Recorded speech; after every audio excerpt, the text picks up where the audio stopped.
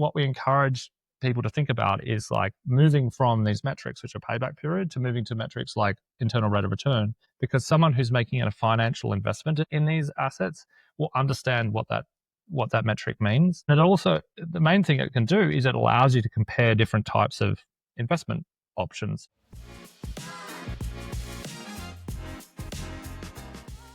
Hi, James. Welcome to the show. Hi, Peter. Great to be here. Glad to have you here. So let's start with the news of the week. Solar has generated more energy than any other source in Europe in June. What do you think about that? Awesome. Yeah. Well, I mean, we're all down for decarbonisation through improving the renewable supply in the grid. So that's fantastic news. And then I suppose the second comment on that would be, like watch this space in terms of what impact that's going to have to electricity markets and then the flow-on effect to batteries. And when we are talking about batteries, why don't you give us the quick 60-second elevator pitch? Yeah, so I mean, we're not a battery company, we're a feasibility modeling software. So I think there's two things here that are good to kind of talk to here. So perhaps just quickly on Orchestra. Orchestra is a feasibility modeling software to assist people who are developing battery projects to understand the feasibility of them, understand the economics of them, of which there's kind of two parts to that. One is like understanding the financials. Two is the sizing of this equipment and ensuring the sizing is appropriate. And actually what we've found after, modeling tens of thousands of projects is those two things are intrinsically interlinked. You cannot size a battery without first understanding the financial value that the battery is going to create. So within our software, you can set up a site. Site is the financial. What we're looking at is the financials of that site for a year. So we take the load data for a site and we create a tariff for that site to create the year of electricity bills. And then we can model different sizes of solar, different sizes of battery, tariff changes, other site adjustments, overlay financing, etc., to understand what is the best and optimal solar and battery combination for a particular site. And where this works really well and what our focus is as a business is on the commercial and industrial sector. And that is where we see that like there's a huge opportunity to deploy more assets into that segment, but yet is really underserved in terms of the tooling that it needs to be able to do the job of selling those solar and battery solutions into that market. And that's where Orchestra fits in the market, is supporting that part of the market. Makes perfect sense. And maybe I would just double click on a couple of terms here that you mentioned. The first one is the feasibility side of things, and the second one is the battery sizing. So why don't we define those two terms here for the audience, and also maybe explain a little bit about how a typical developer goes about these things without, typically focusing on one or the other. Yeah. So that's good to double click on that actually. So feasibility in our world means financial feasibility. So it's understanding the economics of these solutions. And I think one thing's really important to understand, like most of the people that are out there that are trying to develop commercial battery projects are probably coming from a commercial solar background. And so they're coming in with a certain degree of tooling that is available to model solar. And then they suddenly need to try and figure out how to model a battery. And in the solar world, we've got a few like neat little rules of thumb that you can use to size projects. So one is whatever roof is available to you. So there's a physical limitation that for a particular site. And the second is to look at how much export you might get out of that system. And any more than sort of 20% export out of a system, the economics start to fall away a little bit. And those are useful little handrails for someone who's trying to size a project. When you step into the battery world, the sizing is completely different, right? It's like you can't no longer think in terms of physical limitation, because what is the physical limitation? Is it the number of parking sites that you want to put 20-foot shipping containers in? Is it the wall that you want to commit to hanging batteries on? The physical limitation is no longer there. And then on the in terms of rules of thumb, there is no useful rules of thumb in the battery space. There is some like useful metrics that you can think about it.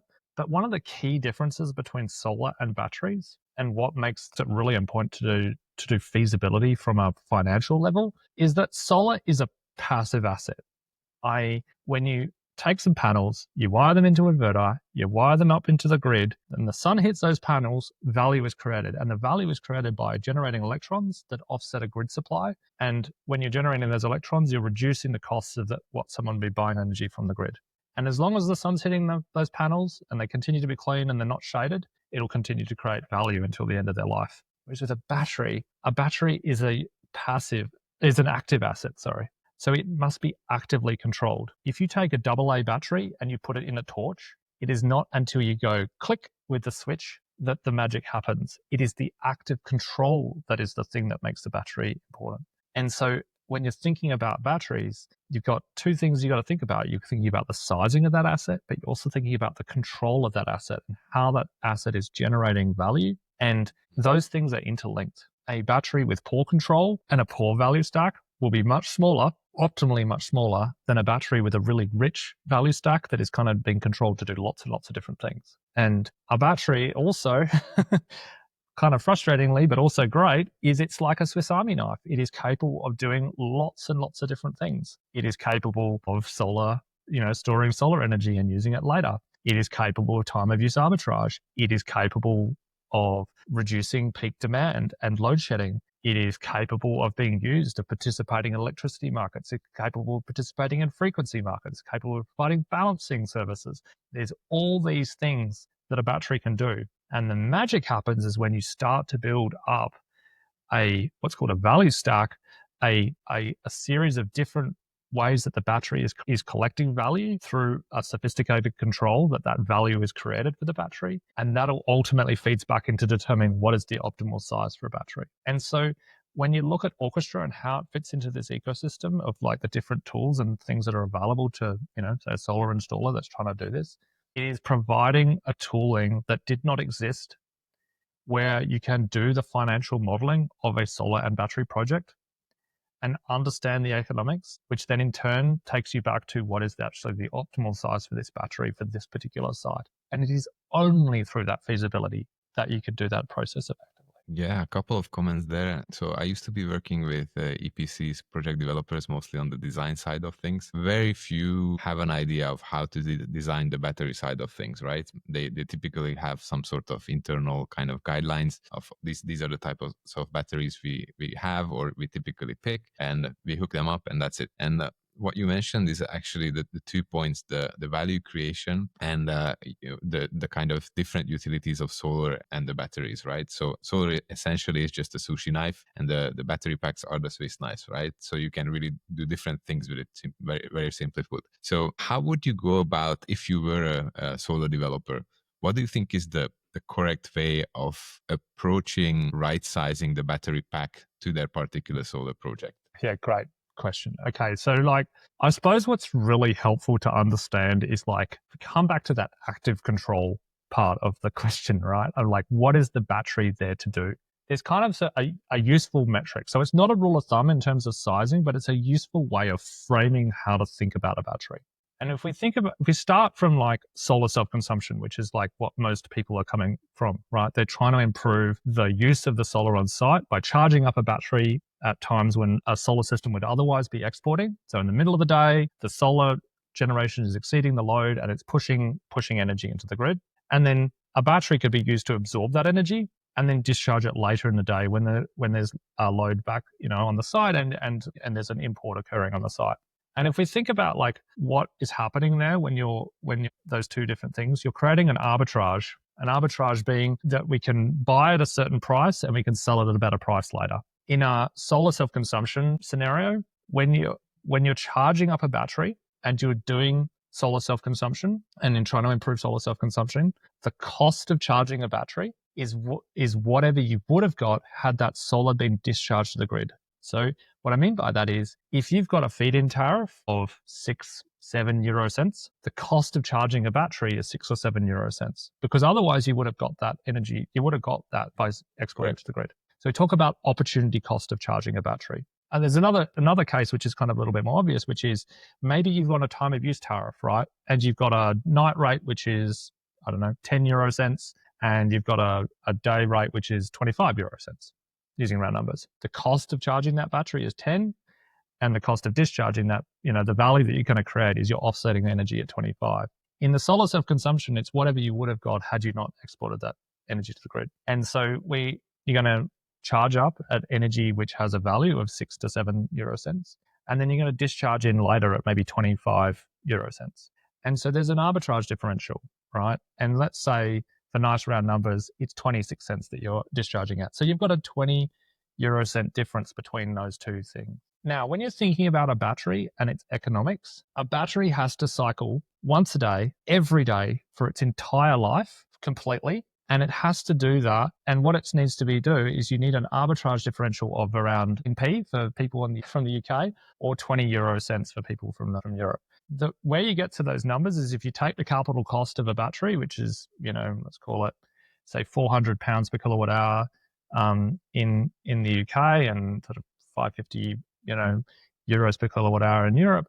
If you take that and you do the calculation, the internal rate of return calculation on that battery from arbitraging, like cycling a battery with value with battery that's at that value, you're going to get like a 6 and a bit year payback, a 10% IRR for a 10-year battery with a 10-year life, or a 15% IRR for a battery with a 15-year life. And we would see that as being the minimum viable battery opportunity. Right? If you're going to sell that opportunity to a CFO, they're going to be like, well, why would I do this for a return any less than 10% over 10 years? I can get better out of the market doing something else, or 15% over 15 years. Less than that is very hard. Just to clarify, that's 10% per annum? That's a 10% internal rate of return. So an internal rate of return is the way you calculate it is what is the, we're getting really technical really fast here, but what is the discount rate that you would need to put into a net present value calculation where the net present value is zero? If you had to borrow money at 10% over 10 years to pay for that battery asset, the net present value, i.e. the value that you get over the whole investment, is zero. That's the way of thinking about it. And so obviously interest rates are less than that. So you're actually going to make a return. But like that internal rate of returns are really good. They're much more important than things like payback period and ROI, which is potentially what people in the solar industry are a little bit more familiar with. And the reason why they're important is that they give value to the long-term nature of the asset. So there's no point doing a payback calculation where you say, oh yes, the payback's 5 years, because intrinsically what that's doing is it's giving zero value to the remaining 20 years of the asset. You're basically saying, well, all of that, you can discount that to zero because we've made our money back in 5 years. So what we encourage people to think about is like moving from these metrics, which are payback period, to moving to metrics like internal rate of return, because someone who's making a financial investment in these assets will understand what that metric means. And it also, the main thing it can do is it allows you to compare different types of investment options. So if you talk about a 15% IRR, you can directly compare that to, say, a fixed return in some sort of property trust, which is giving like an 8.5% return. Do you want to put your €500,000 in here and get 15% on a battery asset, or do you want to put your €500,000 into some other investment vehicle and get a return back out of that? And so that return basis is a means by which you can compare different types of assets. And when you come into the commercials world, it is really, really important to get fluent in these financial metrics, because they are ultimately the things that are going to help you to sell the asset, but also size the asset effectively for your customers. Okay, so we've touched on a couple of deeply financial terms, which is good. We are learning quite a bit. So basically, if we are looking at these assets, the dynamic between solar and the batteries, is it similar in terms of sizing the asset or the return? Because what I've never seen in solar, for example, is that, let's say I have a solar project now, it's expected to run for 20 years, right? What I've never seen in real life is having an opportunity cost put on, what if in 8 years time, I'm going to take off all my panels, I'm going to put new panels up, right? With a better performance, a better yield. How would that change my calculation? And I guess in terms of the battery world, there are even more variables than this, right? Yeah, I mean, it sort of comes back to my point. There is no physical kind of thing that you can use. There's no point looking at the maximum demand and going, oh, the battery is going to be, the maximum demand of this site is 100 kilowatts, so therefore it needs a 100 kilowatt battery. It all comes back to the financials and how you build the value stack up. Like the optimal size for a battery doing solar self-consumption, let's just take this as an example. A battery doing solar self-consumption where it's getting the cost of charging up that battery is, let's call it 6.5 euro cents, which is kind of what you're getting as a feed-in tariff today. And then the value that you then be able to get by discharging to offset the bill later. We're seeing bills in Germany, as an example, around sort of like 16 euro cents. So there's a 10 a 10-cent arbitrage potential there, let's call it. Now that is half of that 20 euro cent number I gave you. So the optimal size for a battery doing just solar self-consumption in that application is 0. Do not install a battery. It is not worth it. Solar self-consumption batteries rarely stack up in Europe. So if you're just doing solar self-consumption in the commercial application, like it's extremely unlikely that you'll be able to sell that on its financial merits. Now you might be able to sell it on other reasons. You might be able to sell it because customer loves batteries and they're really excited about the tech. But from a financial perspective, it's not going to work. So you have to build more value into the value stack. So how can you do that? You can do demand reduction. So a common thing that is in Germany, as an example, is you might want to try and reduce demand at times of peak, reduce the peak demand of a site, of which is a lot of value in reducing the peak demand of a site. And then that could be an additional part of the value stack. You might also want to move a customer onto a dynamic tariff as well. So a dynamic tariffs are really good because they provide exposure to the electricity market prices that are out there. So we talked about how solar is changing the nature of the grid, which I think we'll get to a little bit more about in a second. But that means that in the middle of the day, energy prices are low, and in the middle of the day around sort of the solar peak, the energy prices are low, and at the end of the day, the prices are really high.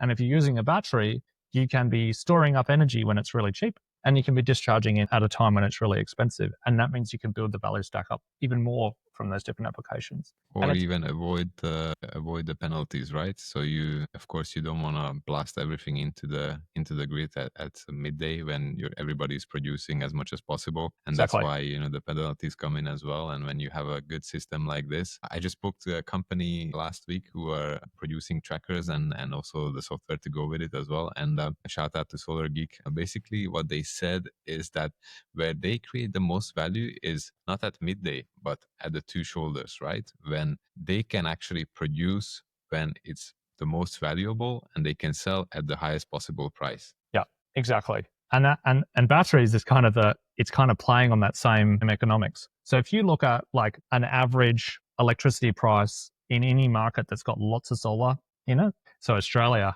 really, really good example. You've now got average prices in the middle of the day at noon, which are negative, and then you've the average price at say 6 p.m. when the sun has gone down or is going down, and the solar is not really generating a lot, is like $300 Australian dollars, and that's a market with lots and lots and lots of solar in it now, and what you're seeing across all of Europe is the same pattern occurring as you get more solar entering into the grid, both rooftop, which is hollowing out the load in the middle of the day, but also utility scale, which is providing more generation in at the generation level, at the utility scale level. You're getting a hollow out of prices in the middle of the day. So trackers, really good because that means that you can generate a little bit extra energy earlier in the morning and late in the afternoon when the prices are high because they're not as affected by the solar curve. And so you're actually able to capture a little bit more energy in at those times. Batteries, similarly, can be leveraging the fact that you've got very low prices in the middle of the day and you can be storing up with energy in the middle of the day, and then you can be discharging it in at the end of the day as well. Further to that, something like Germany, they've now got rules in place where if you have to curtail your solar system in the middle of the day. So if prices go negative, you're not allowed to export in during those times. And that's to protect the investments of big utility scale systems that have gone and already been, they've already gone and made a big long-term investment. And we're trying to make sure that those guys don't get basically washed out of the market. And so what we're doing is we're now having curtailment in the middle of the day. Well, a battery can step in and take that energy that would have otherwise they could have got nothing for. It was getting curtailed. So in that situation, you're not getting 6.5 euro cents. You're now getting 0 for all that energy that's curtailed. Battery can absorb that energy for free and then be discharging that in at the end of the day where it's expensive. Like what this comes back to though, every time we look at a battery and we think about battery economics, what we need to be thinking about is where do we get that 20p differential? Like what is the way that we're going to actively control a battery where we're going to be charging up the battery for the least cost possible? And we're going to be discharging a battery at some other point in the day where we're going to get as much value for that energy as possible. And the thought process that we're really needing to help, particularly solar installers and others, battery developers that are trying to develop up these batteries, is thinking about that process of like, where does that difference come from? Where can I see that I can charge up cheaply and I can discharge in later? And what's the battery control then need to do to actually make sure that that's achievable? Because if you just come in and treat batteries like solar, which is a passive asset, and you're not thinking about the active control, you'll just end up in the completely wrong place in terms of how to sell that asset, how to size that asset, and how to value that asset. But if you're coming at from the perspective of, okay, I need to actively control this asset, and I need to actively control it to charge up at low cost times and discharge at high value times, that's when you start to step into this new world of thinking about how to do batteries properly and effectively. Okay, and we talked about Australia a little bit before the show. You mentioned that you kind of expect, or you have experienced, that Australia is somewhere 5 to 6 years ahead of the rest of the world in terms of solar. Tricky question I would have is, do you expect these feed-in tariffs, etc., or all the penalties and curtailment to stay with us in the long term? Or what happens if the rules change? How do we adapt the battery packs and the use case of those battery packs to the new use case where, for example, we will need to produce energy during the day? So the battery pack is a battery pack, right? You can use the same battery that you'll use in Australia as you can use in Germany, as you can use in America. So the battery pack is the advancement there is in a few things. It's in the costs of the battery pack, and the costs are coming down, but also the energy density of these packs over time. And then as the energy density increases, you find new applications for them. So the battery pack is neither here nor there. The bit that's kind of unique to each market is the control. And so the value stack that you build in Australia is different from the value stack that you build in the UK, which is different to the value stack you build in Germany. But with the same hardware asset, right? Sorry, what was that? But with the same hardware asset. Exactly. Someone like Sungrow can sell the same piece of hardware in Australia as it can in Germany, as it can in the UK, as it can in America. The cells are not the important thing. The cells and the packs are yes, they're important in terms of they have to perform technically the functions that is being asked of them. They have to be fast enough to perform certain tasks. If you have a battery that's there to provide backup power, another nice little simple thing. There's two different types of battery in that space. You can have one that can perform UPS functionality, a uninterruptible power supply, which means that if you have a sub-second dip in the electricity supply of that site, the site doesn't go out. And so some batteries can do that, some batteries can't. And that's an example of a technical functionality that the battery needs to be able to have to do the task that is required of it. But the more important part of a battery is its control, in Europe, we would refer to it as the EMS, the energy management system. And the energy management system is the thing that needs to be able to, is the brains of the battery. It needs to be able to think about what it's trying to do. What's the objective of that battery?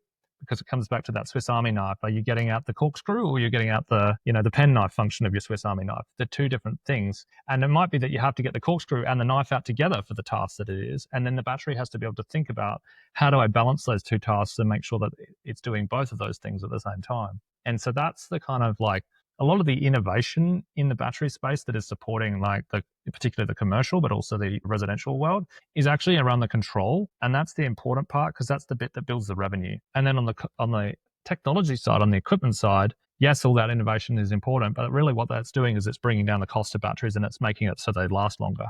And that's the thing that's then helping the economics on the cost side. And it's those two things that need to go together to make a battery project stack up. So how we look at Australia versus Europe, really it's about what is the value stack that you're building in Australia versus what is the value stack that you're building in Europe. So in Australia, a lot of the value is around demand, reducing peak demand at commercial sites, and participating in the wholesale market.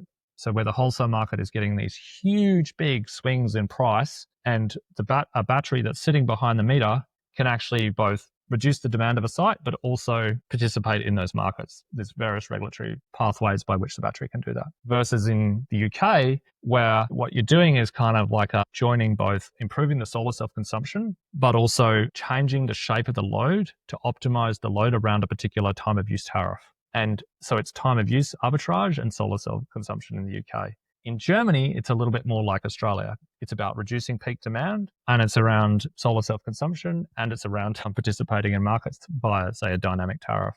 So each different market has its own different applications. So when you can think about these assets, yes, the assets are important, but actually they're less important than the control and the value stack that you're building for that particular market. And if we zoom in on that, how do you guys actually help build that value stack? What is the typical methodology? How do you help companies, developers, right size the battery packs for the Yeah, use case? it's a really good question. What we are fundamentally doing at the core of Orchestra is two things. One is what's called energy balance modeling. So energy balance modeling basically balances the consumption of electricity at a site or some other energy, in our case, electricity, with the supply of energy at that site. So in an energy balance model, because energy cannot be created or destroyed, right? Like, lovely little principle of physics. What you're doing is you're basically making sure that both those two sides of the coin, the supply and the demand, are matching up. And we're matching it up in every single interval. And so when we're looking at a site, we're saying, okay, well, what's its energy supply today? It's probably just being supplied from the grid. Now we're going to add solar to that load. And so that's going to change the load profile of that site. And then we're going to add a battery on again as well, and we're going to further change that load profile. The additional dimension then is we then apply the tariffs over that site as well. So we're saying, well, what is the energy bill for the year of the site in its baseline, like in the past year? And then once we've applied a solar and a battery to that site, and we've controlled the battery for its value, then we've got a new tariff. Sorry, we've got a new bill in the after case, right? And what our software is ultimately doing is it's helping do that value in the before and the after, and it's doing control of the battery to make sure that it's capturing the most value around shaping the load profile for that particular tariff that's on site. I think I want to stop on and pause on that for 1 second. So people talk about batteries as BESS, battery energy storage systems, and in the context of a commercial and industrial battery, and to a large degree, this also applies for residential, but less so. But in the context of a commercial industrial, that concept of a BESS is a bit of a misnomer. It's not there to store energy. A battery energy storage system is actually there to do load shaping. It should be a battery load shaping device. And what it's doing, a bit more difficult to pronounce. What you're trying to do is you're trying to optimize the shape of the load, i.e. you're trying to reduce the load at times when it's expensive to use energy, and you're trying to increase the load at times when it's not as expensive to use energy. And you're doing that with a battery. Now, there's other ways to do that. You can do things called demand response. You can do it with energy efficiency measures. But ultimately speaking, in a battery case, what you're trying to do is you're trying to reduce the load at times when it's expensive, and you're trying to increase the load at the times when it's cheap. And when you do that, that's when the value of it, the battery you can create the value from the battery. And so in the Orchestra software, what you're doing is you're basically going, how do we have to shape the load to make the load cheaper? And that's at the core of our software is a bunch of different control algorithms that mimic the real world algorithms that you see in like a standard EMS system that can do that. And we can do that across multiple different markets. So we can do that for Australia, we can do that for the UK, we can do that for Germany today. And it's basically to show the economics of the battery in each of these different markets. And it's through showing the economics that you ultimately arrive on the battery size that's appropriate for a particular site. But it's only through that process, right? You only have to go through this process. So if you start off with a load, you understand the cost of that load through applying a tariff, the electricity tariff to that load. You then apply the different technologies to it, and you control the battery to optimize the load shape. And then you work out what is the value of that system afterwards, the cost of the energy bill afterwards. And it's the difference between the before and after case that generate the cash flows. And then that's how you work out the financials of the project, because you understand the upfront costs, and then you understand the ongoing cash flows of the project. And that's how you get your net present values, your payback periods, your IRRs. Money explains everything. And in your experience, your typical customers, are they only focused on installing and deploying the batteries, or are they actually thinking about a little bit more holistically and delivering the whole energy solution? That's an awesome question. There's a bit of a journey that we take our customers on. So most of our customers are coming to us as solar installers. Like we also, we support battery companies and consultants and, people with a large property portfolio, like a range of different customers. But like the vast majority of our customers are solar installers today. They are coming from a world where they've just installed solar before, and now they're wanting to install batteries as well. They see batteries as the adjacent technology that they can kind of step into. If we can install solar, we've got electricians inside, and, we know how to deploy that, effectively. Obviously, we can do batteries. The challenge there is that whilst, yes, from a deployment perspective, from the blue collar workforce that you're going to have to deploy that asset, yes, same people. The sales approach is pretty different. And the approach that you have to take, as I've kind of demonstrated, is you can't use rules of thumb. you have to think more holistically than that. You have to think about what's the value of a battery. And as I've probably mentioned at least a half dozen times already, tariffs are a really fundamental part of the journey. So if you're wanting to sell batteries, you actually have to zoom out even again. You have to look at the whole electricity supply, and you have to say, how are we going to supply the whole site? So we're going to look at like the grid supply as it is today.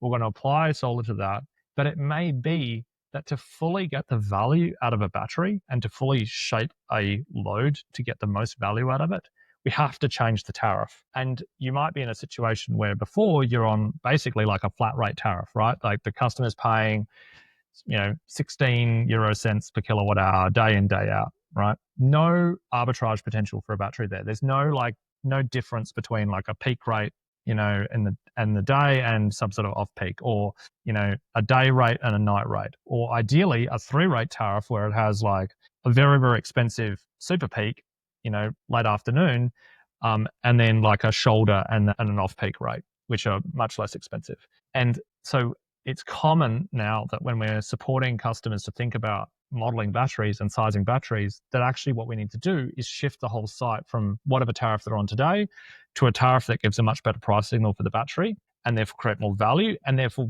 provide the project, actually makes the whole project stack up. And so when we're looking at projects now, it's that holistic thinking that actually finds the really interesting projects. If you just take a narrow view on solar and you go, I'm just looking at solar, or you're just taking a narrow view on batteries, or you're just taking a narrow view on tariffs, you get a completely different answer for all of the things, what's optimal, compared to when you think about it together and actually consider the whole site as an energy system and how that energy system is being supplied. Because it's through that process that you find completely different and very, very interesting projects that you otherwise wouldn't have seen. Okay, so let's rebuild this whole equation from the get-go. So first of all, if I am a potential person or company thinking about a commercial or industrial size battery pack, the typical components you guys would ask for at the beginning is what's your tariff in the particular location the battery will be located at, right? Then we will put on our CFO hat to look at the finances strictly to make sure if it stacks up, and then we typically would look into the actual usage of the battery, right? So what type of value could be created? That's nearly right. You got it a little bit out of order. So we need to understand what is the current consumption today. So we need the interval data for a whole year. We also need to understand what is their current tariff, and so how does that tariff apply to their load shape, basically? And is that that those two things together create the bill for the whole year for the past year. And then we need to consider different sizes of solar, different sizes of battery, tariff changes, and then do the economics over all of those different solutions, which is what Orchestra does, right? It does the energy balance modeling and the tariff calculations for every permutation of a solution. And then from that, we can go, well, here's, we can start ranking them and going, well, here's ones with optimal net present value or optimal payback or optimal, internal rate of return. And then matching those with a customer's needs. So customers will have certain needs that they're trying to achieve by installing these systems. And we can, within our software, a user can basically match a solution to the needs of a customer. And then out of that comes like, well, here's the solution and this is what the financials of it are. And so it's important to go through that sequence of different activities, but it all starts with what are they currently spending on their energy? And it ends with what are they going to be spending after we've deployed this solar and battery solution, and we're controlling the asset to actually save them as much money as possible. And the question to ask is, what are they spending their energy, or where does that energy go to? So basically how we are selling that energy. It's both. So you have to understand like what is their tariff today that ultimately sets that's the cost signal that a site has today, to how are they going to be using energy once the battery's been deployed. And again, it comes back to that point of like, what a battery is there to do is it's there to shape a load, right? It's there to shape a load so that you use less energy when energy is expensive and you use more energy when it's not, like when it's really cheap. You can, if you've got solar on a site and you're discharging into the grid, the cheapest energy that you have available to you is to store up the solar energy. That's, Makes sense.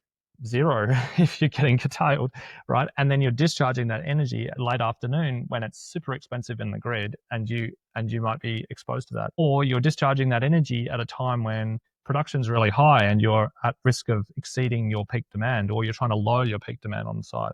And that's really highly valuable energy. So those are it's that process that you've got to go through. There's another thing, just to zoom up again and just sort of come out of the economics of this, is when you're thinking about a battery, it's really important to come at understanding it from the customer's perspective of like what the customer's trying to achieve.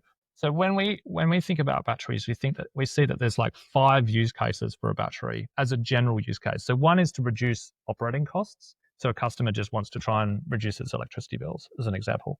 The second is that it's trying to improve its energy independence, right? So a lot of Europe went through extremely high electricity price period where their electricity bills like doubled or tripled in terms of the cost. And so if you're a business owner and you just went through that, reducing your exposure to the grid by installing a solar and battery system is probably a really good idea. Then there's improving your carbon, emissions on site by, trying to put on solar and then self-consume as much as possible. Then there's making a good investment.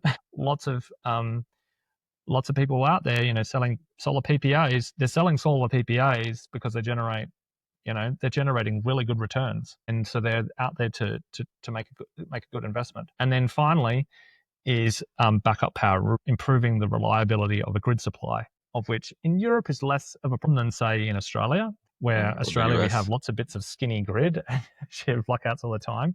But still, it's even in Europe you have places where you end up with brownouts, where you end up with like a very large load turning on, and it can trip the grid. And so those are sort of those 5 different applications are the five different drivers, will result in someone selling a solar and battery solution if they can find a solution that matches those drivers. And so when someone's thinking about selling a battery, they need to go back to a customer and really understand, like, what are the drivers for this customer installing a solar and battery system?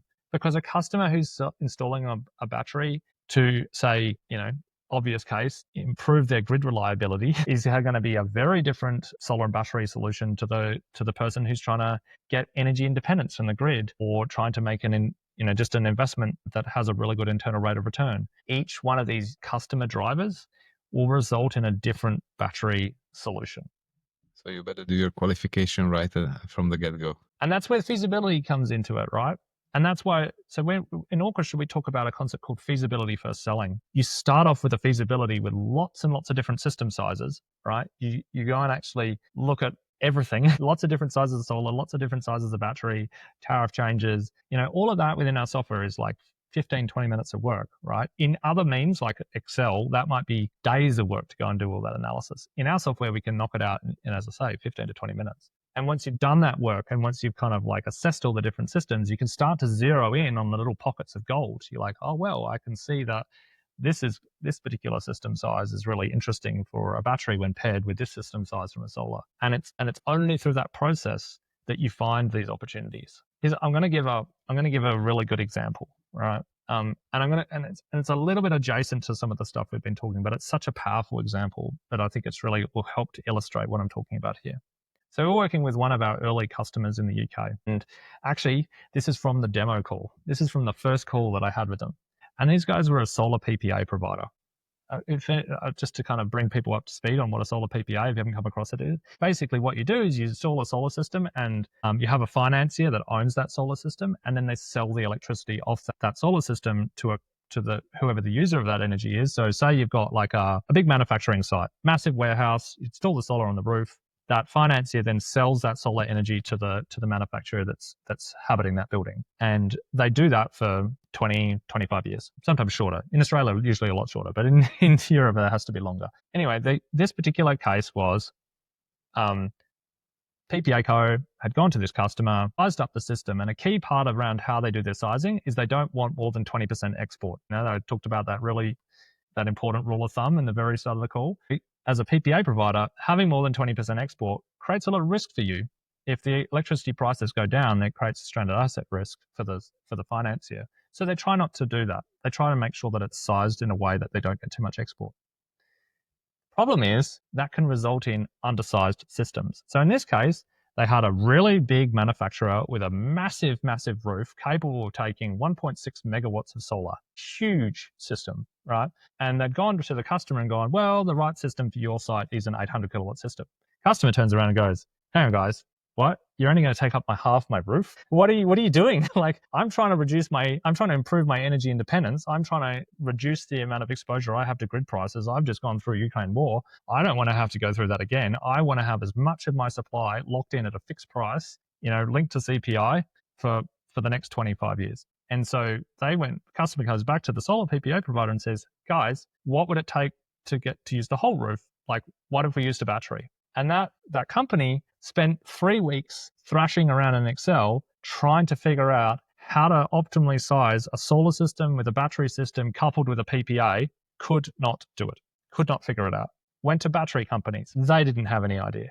They went to battery aggregators and people that would finance batteries. They couldn't explain how you could do it as a systems view, right? To actually look at all these things together. They just wanted to look at just the battery, or PPA provider, just used to sort of doing solar PPAs. And then in one 30-minute demo call in Orchestra, I was able to set up the site, test a whole bunch of solar and battery systems, price a PPA over the top of it.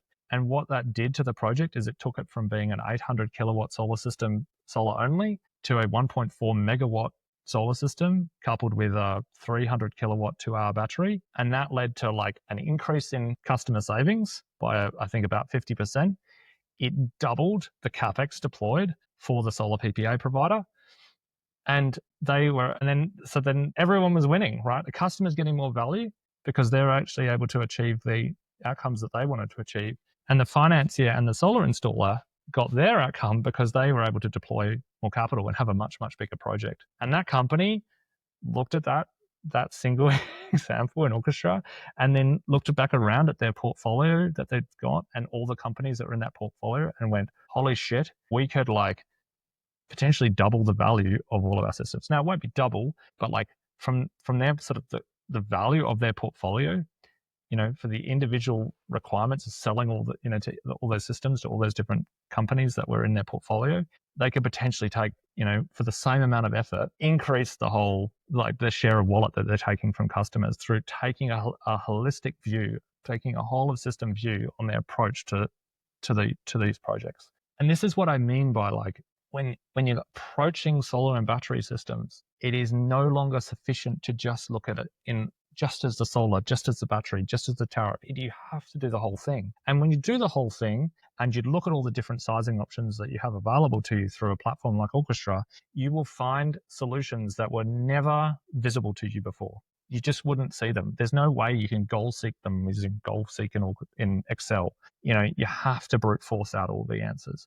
And it's through that process that you get to these interesting opportunities. And I assume what would the typical battery manufacturer provide you with? Like what type of data can you provide? They will just give you one siloed approach of their pack and how much it can produce maximum output, and that's it? Or how should people think about this? I mean, sorry, battery OEMs. We are yet to see a battery OEM that knows how to size batteries properly because they take a siloed view. They just take the view of, okay, here's my portfolio of battery options. How's it going to fit to this customer's, send us your load data and your solar generation profile and we'll size the battery for you. No, because that's just taking a solid view on the battery. And so sure, you'll get a battery size out of it, but is it the optimal size? It depends. Probably not. And is it optimized A, to your needs, and B, to your finances as well, right? Because at the end of the day, what we are looking at is optimizing the financial return of the whole system. The important thing is the whole system. Whole system. Because, it might make sense that, as I say, with my PPA example, they had more space to install more solar. But previously, if you'd just taken the view of just the solar and then you'd come along later and gone just the battery, you would have got a completely different answer. You would have ended up with an 800 kilowatt solar system, same as before, with maybe a much, much smaller battery that's doing some improvement around optimizing the use of solar self-consumption. But it wasn't until you actually modeled everything together to go, well, hang on, you got to increase the solar system size to actually create the energy for the battery that the battery can then store and then use later, that the whole thing came together.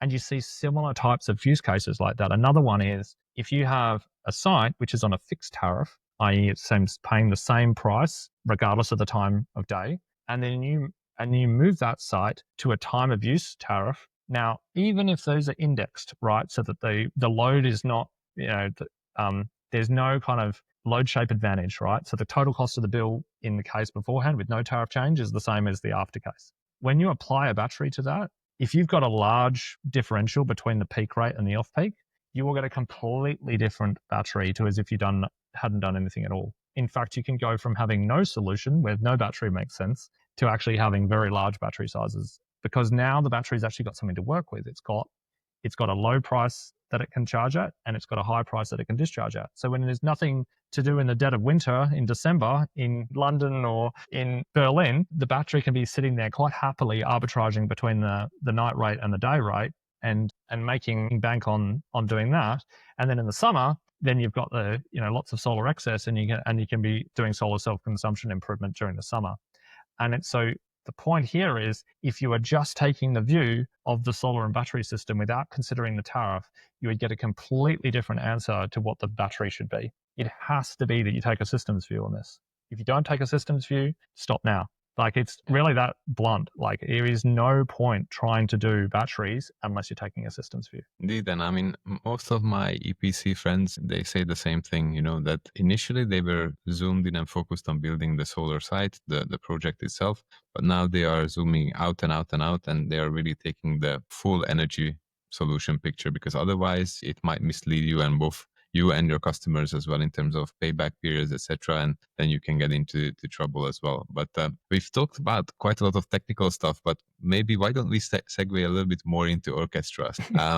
We talked about your origin story, which is quite interesting. Yeah, thank you. Yeah, so Orchestra is actually a spin-off out of a management consultancy called New Energy Ventures that I owned and ran for nearly 6 years. And my co-founders now in Orchestra were my employees during that time in New Energy Ventures. And in New Energy Ventures, we were a little boutique, management consultancy supporting businesses trying to get into the energy space to understand their opportunities. So we would do qualitative strategy work. So we'd build out write business cases for people and do regulatory investigation to make sure that the things that they were trying to do was actually going to fit into energy regulation. And then the other thing we would do for pretty much everything was doing really detailed feasibility analysis. So building financial models that could demonstrate the economics of whatever they were trying to do. So if you're trying to set up a new PPA business, or you're trying to build a virtual power plant, or you're trying to do ultra fast electric vehicle charging, we were the company that you would basically deploy to help you understand how to build that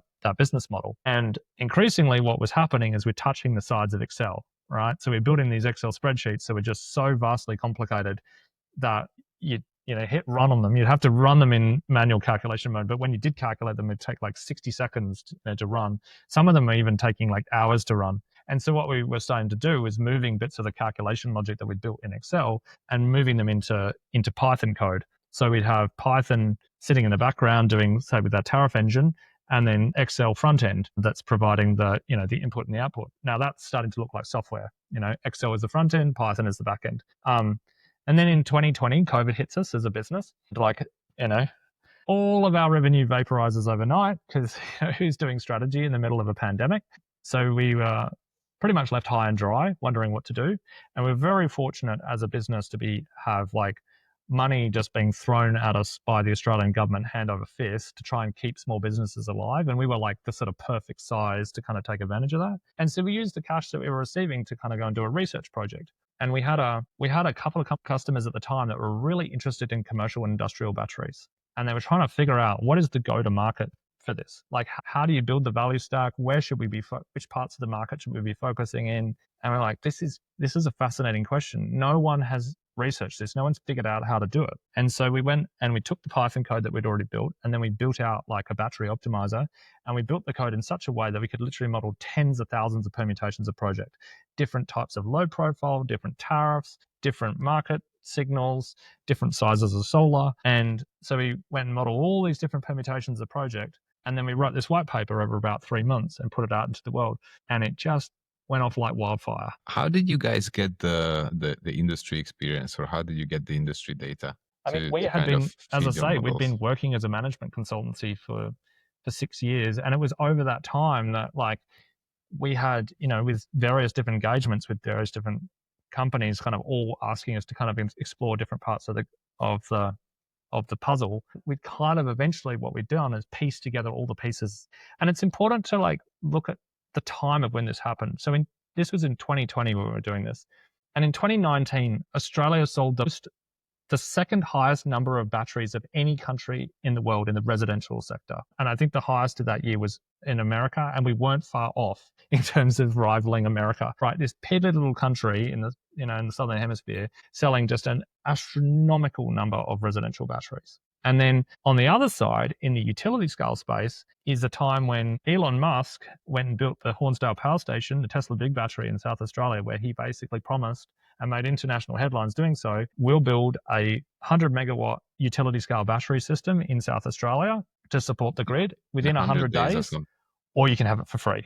And that was a roaring success. Obviously, he achieved that goal and then made a lot of money out of that battery. And so you've got all these people running around trying to figure out how do we recreate that value stack that the Tesla Big Battery created in South Australia. And then you've got on the other end, you've got all these residential batteries and nothing in the middle. And what we were doing at New Energy Ventures, and which became Orchestra, was thinking about like, well, how do we join the dots here? How do we get the same benefits of a battery that sits behind the meter, which is what a residential battery is tacking into, and we add that to all the benefits of what you can get front of the meter through and participate in the same kind of value stack that a utility scale battery is. And it was the joining of those dots that created the opportunity for, in Australia for commercial batteries, and then obviously Orchestra, because what we did was we showed people how to do that, how to join those two dots. But then we also created the software by which people could model these solutions. And that the software came as basically a happy accident. Like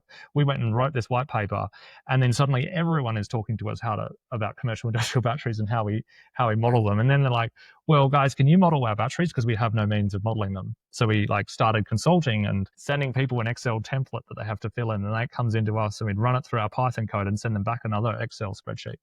And so we were stepped along the way carefully towards modeling batteries, and then that's how we ended up with the Orchestra software. And that step change was really driven by customers. Customers like, we don't want you or New Energy Ventures running a consultancy sitting in our sales funnel. We need to be able to drive this as software. And so we took the plunge and built the front end, and off we went. And it was through that we are where we're at today as a business. We've both identified how to spot battery value stacks and how to build them effectively, and how to take a systems view on designing a solution that incorporates a battery, but also then providing the software by which you can do that really efficiently and effectively in lots and lots of different markets. So you guys are more of the exception than the rule in a typical startup scaling journey, right? Yeah, I mean, maybe we're not the sort of Y Combinator type startup. We are a bunch of guys that were really running a consultancy that kind of transitioned from being a consultancy into a software house. And it was through that build-up of domain expertise that allowed us to kind of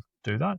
But there's many consultancies that have tried to make that transition and failed. And there's some reasons why we were successful. But I think like one of the big reasons why we were successful is we always maintained our focus on customer value and ensuring that like we were helping build an industry. That it wasn't just about selling software for us. It wasn't just about creating a SaaS product. It was around like, how do we build a software product to solve an industry-wide problem, which is sizing batteries effectively, And what we did was like through batteries, and we talked a lot about batteries here, right? But our software can be used to model tariffs, Tariff A versus Tariff B. It can be used to model the economics of a commercial solar system. As of next year, because we're working on this now, it'll be able to be used to size EV charging equipment and making sure that you have the right size EV charging equipment. But what we found through building Orchestra was we entered into a world where we took an approach to designing solutions that was completely novel. We came at it from the perspective of how do you design a technical solution that is going to reduce costs across the board, not from like, here's the solar system and would you like fries with that in terms of adding a battery. Very much from our first principles, how do we design a system that ultimately is going to save customer money? And it was only through that approach of like understanding how to size a battery that we found this opportunity that no one had really seen before. Like if you look at us versus something like a PV Sol as an example, right? That's probably would be considered potentially an incumbent to Orchestra in Europe. PV Sol takes a very much solar first approach to solving the problem. It's like, okay, we're going to put in an address, we're going to design a system on the roof, and then we're going to think about what you could add to that system. And we might do a little bit of light feasibility in the software, but ultimately all we're doing is we're like trying to design a solar system. And if a battery works out, great. As opposed to Orchestra, which approaches it from a feasibility first, from a systems wide thinking perspective. Yeah, I mean, because I used to compete against PV Sol, etc. And I really see your point that solar, we want to design solar and that's it, here's your project, that's it, do whatever you want with it. And as we mentioned before, I think we really need to zoom back and think about this on a system level, because if you designed your project in PV Sol, okay, great. But then you should probably tap into Orchestra and try to figure out what would be the full stack and what would be the right size of stack between the two. And now the question is from a usability perspective of like, okay, how do you go back from Orchestra to PV Sol to tweak your project? Well, we'd argue it should be around the other way, right? Yeah. You start with Orchestra, you size the systems, and then when you're working in PV Sol, you've actually got a size to work to, right? It's like, well, we have a roof that could take 500 kilowatts, but should 500 kilowatts be what we should we take up the whole roof? Like PV Sol won't necessarily be able to answer you that question because it's taking it from the perspective of like, what can we fit on the roof? Like it's all these PV Sol, Open Solar, Solar Edge, any of these solar design software, they're all intended to help you design a system, which is great, but none of them are capable of telling you when to stop.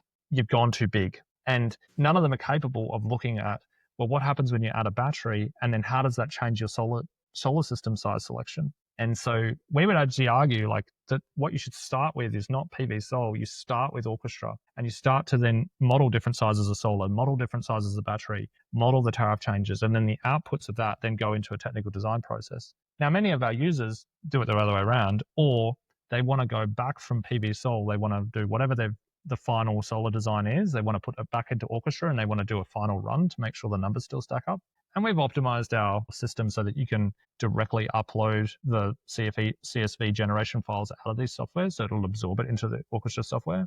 And then it's like literally a couple of minutes of work, just kind of swapping the solar profile around and running again. So it's not a lot of work, but it's important to understand that like if you use solar design software, it's been built in such a way to make designing solar efficient. That's what it's there to do. It's not there to think about how to take a systems approach on like solving a customer problem. And so coming back to those sort of problems and focusing on the solutions that it's actually going to make sense to do that. So in other words, it's not really asking the right questions, right? Because that's what you as a system builder, system integrator should be doing, right? Am I asking the right questions? Is it enough for me to put half a megawatt on the roof instead of 1 megawatt if it's performing better, if it's coupled with a battery pack, if it's there are so many components to this that at the end of the day the only thing that should be asked is what is the best energy solution for that particular customer, right? Bingo. Because that's what will sell. Because it might be right, like imagine you're now a solar installer and you're faced with in a competitive situation and there's like two other companies that are trying to sell systems. And both of those companies come along and they max out the roof and they're basically competing on lowest cost, right? They're like, okay, well, my cost to max out the roof is, I don't know, let's call it just some round numbers, is €500,000. And then company B's cost to do it is €450,000. Now the customer's sitting there going, well, I don't know, 500,000, 450, I don't know, maybe the cheapest one. And then you as company C comes along and you sit with the customer and you hear their story and what they're trying to achieve. And you sit down with them with the Orchestra software and you're like, right, well, I see what you're trying to do here. You're trying to improve your energy independence, but you don't really want to like make a silly decision here. So we're trying to make sure that we get it like, I don't know, at least a 7-year payback or, a 15% IRR. And you sit with them and you model lots of different solutions and you discover actually maxing the roof doesn't make sense, or it only makes sense if you add a battery. And you actually go through and you go, well, actually a $400,000 system is actually probably a bit better. Or if you wanted to go down a battery, you'd be up at the 500,000. But you've totally changed the framing of the conversation. Now it's no longer about lowest cost wins. It's like who's delivering the most value, who's understood the customer and what they're trying to achieve. and selling a system to meet that needs of that customer. Because I guarantee you, it is company C that is going to win that race because they're the ones that have actually understood the problem. And maybe your price point there might be off as well. Maybe if I come in at a bit of 800K, because I deliver more value and I deliver a better solution and a better payback, if the customer is smart enough, then it should be a clear-cut case. Exactly. Or it might be that you add finance to it and there is no upfront capital cost, right? Because you've gone and you found a financing solution that you can pair with the system, and then the customer doesn't have to deploy any capital and they're interested in that. But if you just take the lowest cost wins approach, you're always going to be in a competitive battle, which is a race to the bottom. If you take the systems view and you take the approach of solving customers' problems through a consultative sale, you're going to end up with a much, much more fulfilling sales funnel. Like we talk, we have customers in Australia that claim they can have an 80% close rate on their proposals. And the reason why they achieve an 80% close rate is because they do so much qualification up front of the customer through feasibility first, and so much consultation with the customer in terms of understanding their problem and matching a solution to that customer's needs, that when they get to the proposal stage, it's job done. The customer's willing to sign because they've got so much trust in the ability of this solar installer to do it. This is in a world where we are struggling to get people's attention. Trust wins, and you get trust by earning it, not by having pretty case studies or your corporate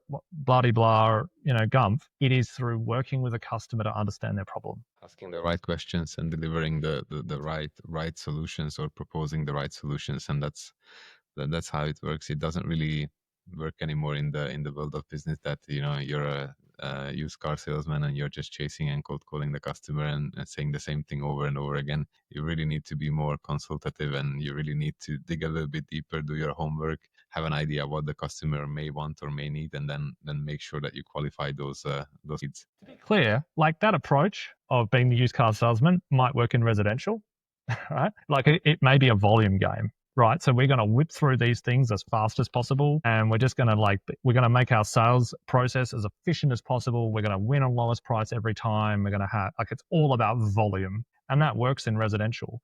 But when you step up into commercial and you step up into a world where you're selling systems between 200 kilowatts and multiple megawatts, it demands an entirely different approach. And there is no volume, right? If you burn through the whole market in that used car salesman approach, you might make some projects win, but you're very unlikely to be a successful business in the long run. If you a bit slower, a bit more patient, and you do the consultative sales and you help a customer solve their problems, that's going to work. It works in a case where you have a bit more high value type of customers, right? And the higher the value, the more time you can afford to spend with them and to qualify them, etc. And then ultimately word of mouth takes care of the rest, right? Exactly. Yeah. But James, we are actually coming to the end of our time. I have two final wrap-up questions. I think we will have to do a volume 2 of this as well. The first question would be, if you had an ask for the audience, what would it be? What is Orchestra? What is James looking for in terms of partnerships, talent, etc.? Yeah, we're expanding into Europe now, and if you want to be one of our first customers, you have the potential to get a leg up on your competition that's doing a cost-based approach using solar design software that doesn't help systems-wide thinking. So if you want a competitive edge, come and sign up for a free trial. Come and talk to me or one of the team about how our software can be used to completely change the game. And then obviously we're also looking for partners. So we're just penned a partnership agreement with Midsummer in the UK, but we're also looking for other equipment distributors and battery OEMs that want to be involved in this transition and help sell more batteries, because they're a really important part of the energy system. And to come on that journey with us is going to be very exciting times. So we really want to find those partners that can help educate the industry and get the whole industry going in Europe. And also on that note, what countries are a priority for maybe 2025, 2026 for you guys? Yeah, so right now we're focused on the UK and Germany, and that's where we really need to stick our focus for now, because each country we go into has its own battery value stack, so it needs localization. Early next year we'll be looking at France, we'll be looking at Spain, Netherlands, Italy, and further afield. We want to be across a lot of Western Europe by the end of next year.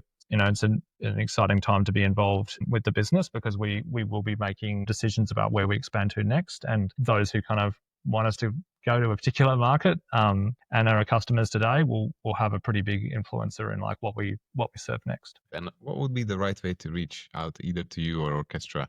Yeah, so for me personally on LinkedIn is always not a bad approach. But yeah, if you're really interested in becoming a customer, just going and signing up for a trial, you enter into the machine and we catch you as a lead and organize a demo so you can we can take you through the software. Excellent. And we will link to both of those in the show notes below. James, thank you very much for your time. Thank you for explaining and educating us on the battery side of things and how software can really help us design better systems. And I hope to do this again soon. Awesome. Thank you very much, Peter. Cheers.